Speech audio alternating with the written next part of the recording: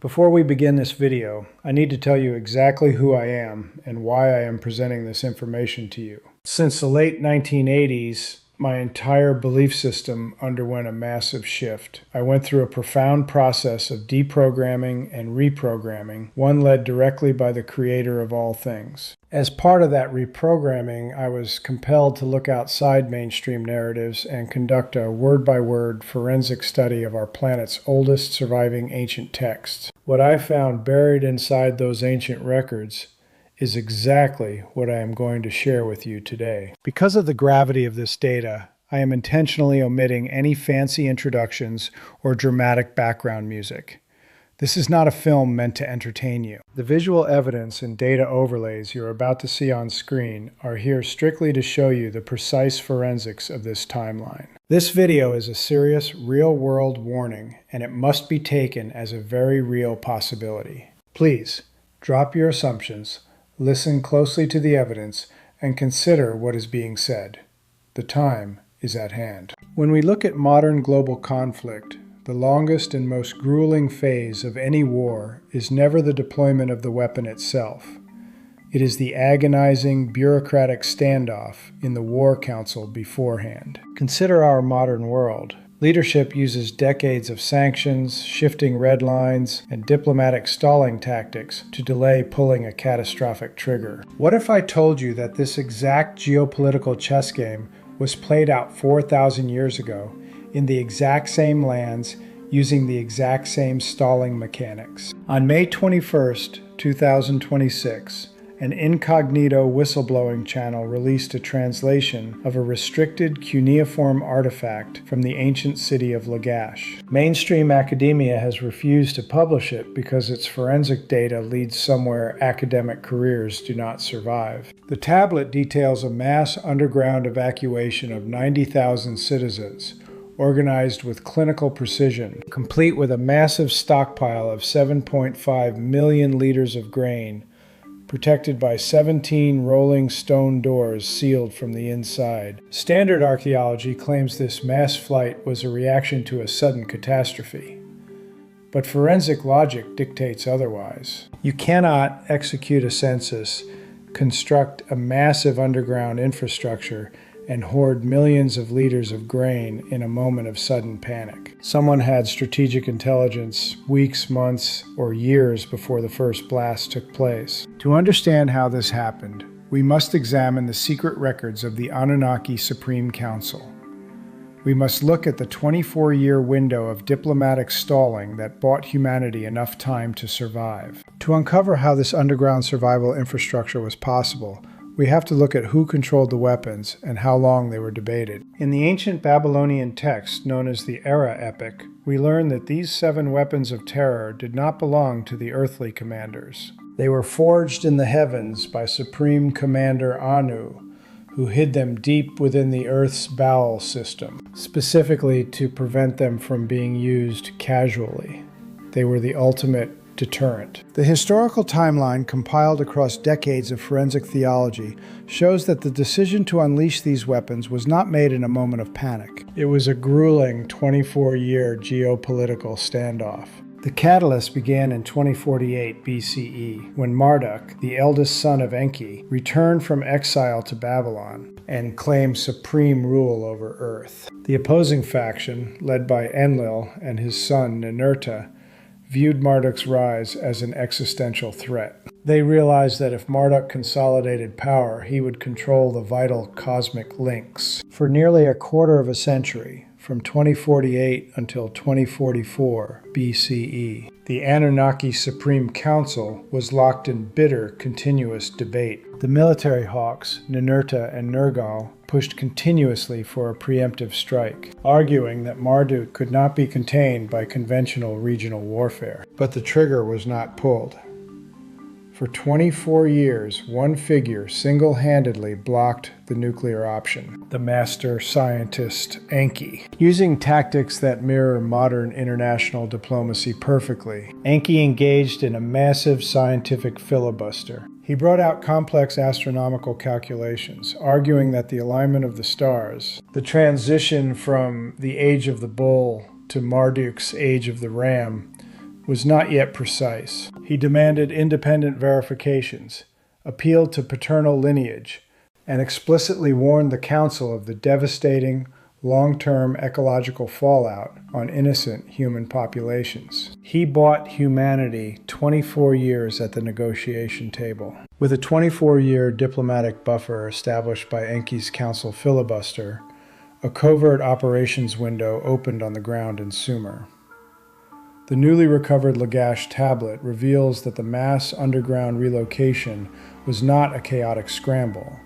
It was an incredibly organized engineering feat. The text outlines 3 distinct administrative phases: Shudu, the systematic census assigning families to specific sealed bunkers; Niga Baancur, the massive logistical movement of supplies; and Egalbaandub, the final sealing of the great doors. Mainstream science looks at these descriptions and scoffs, claiming ancient Bronze Age humans could not have excavated subterranean networks vast enough to shelter 90,000 people, let alone transport and store 7.5 million liters of grain.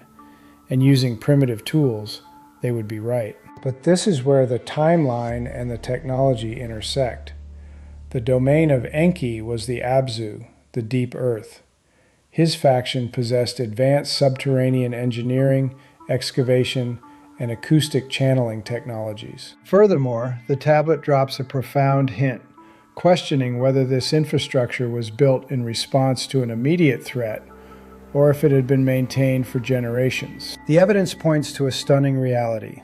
The vast underground networks beneath Lagash already existed as ancient Anunnaki storage systems, or deep shelter vaults. During the final years of the Council standoff, knowing a nuclear option was inevitably going to be forced by Enlil's faction, Enki and his master architect son Ningishzida initiated the survival protocol. They leaked the strategic timeline to the Human Council of Lagash and the Luigi Zoo, the knowing men, or scouts. They handed over the keys to the underground, instructed them to systematically hoard over a year's worth of grain per family, and engineered 17 massive rolling stone doors called Narua Igal, or Great Stone Mouths. These doors were designed with a critical one-way security flaw for anyone on the outside. They could only be rolled into place and locked from the inside out. While the high gods of the Enlilite faction prepared their weapons of terror, thinking their strategic moves were entirely secret, Enki was quietly building an underground railroad right under their feet. The final column of the Lagash tablet shifts from logistical records into a clinical horror that mainstream history simply has no framework to explain. It documents what the scouts found when they finally cracked open one of the 17 stone doors after 3 months underground.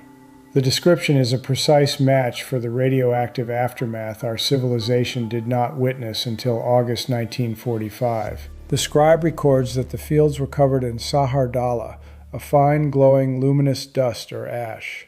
The Tigris River had turned an unnatural copper color, and the sky possessed a dalakur, a blinding brightness combined with a profound wrongness, perfectly describing atmospheric ionization. But the definitive proof is written in the bodies of the scouts.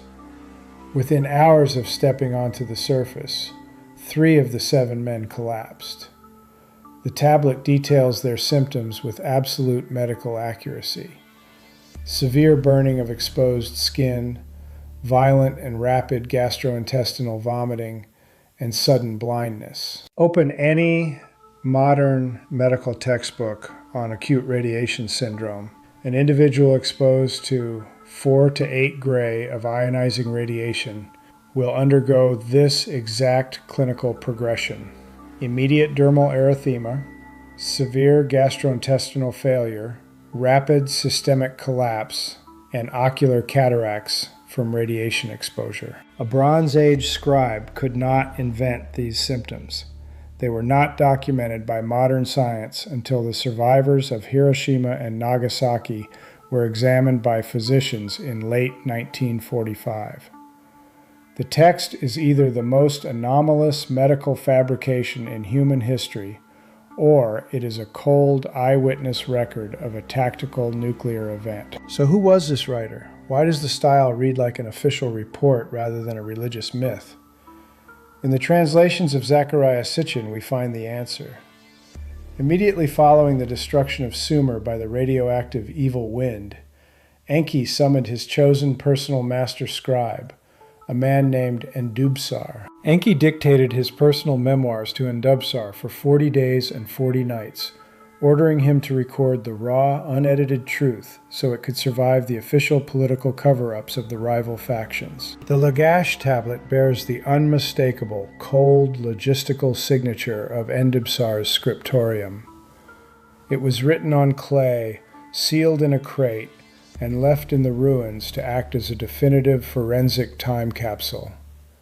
It waited 4,000 years for a generation that had rediscovered atomic energy to finally dig it up. Look at the archival photos of 1945 and realize the terrifying truth. We are not the first civilization to unleash the weapons of terror. We stand today on the very precipice of another atomic mechanism, one entirely man-made and one we cannot afford to ignore. I want to admonish you, the viewer, to truly listen to what has been laid out in this video. Do not take this lightly. Do not simply write it off and say, that's not possible. History has a rhythm, and if we refuse to look at the evidence, we are bound to repeat it. The time is at hand. What we are facing right now is the very same frequency, the very same threshold that this world crossed over 4,000 years ago. It has happened before, and it is entirely possible for it to happen again. I am not asking you to panic. I am asking you to pay attention. Look at the forensics, look at the timeline, and keep studying this with me. Don't close your eyes to the patterns right in front of us. Stay vigilant, stay tuned, and let's keep digging for the truth together.